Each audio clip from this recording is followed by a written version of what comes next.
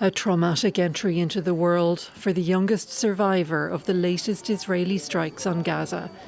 A baby boy pulled from his mother's womb moments after she died of the injuries sustained in an Israeli strike on the Nusayrat refugee camp.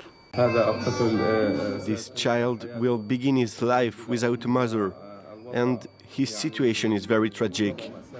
We appeal to the world to intervene immediately to force the occupation army to stop this genocidal war and to stop targeting civilians and children and women. Post-mortem caesarean sections are not uncommon in Gaza. There's a low chance of survival for the infant.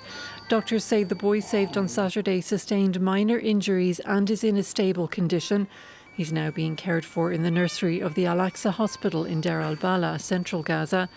But like the rest of the few functioning hospitals in the enclave, it's completely overwhelmed. Over the weekend, casualties poured into the emergency room.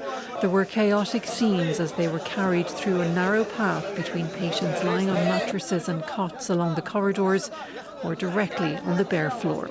Al-Aqsa Martyr Hospital can barely provide a fraction of normal medical services. This has got out of control and the health system is breaking down bit by bit. The little that has remained functional up to now is collapsing. We need urgent and international intervention.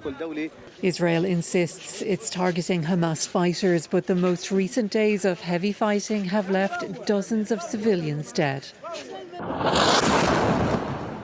Israeli forces have been continuing their strikes on Nusayrat in central Gaza this Sunday. Earlier, they also targeted the nearby Bureij area, while in the south, strikes hit displaced people near Khan Yunis, and a major ground operation has been raging in Rafah.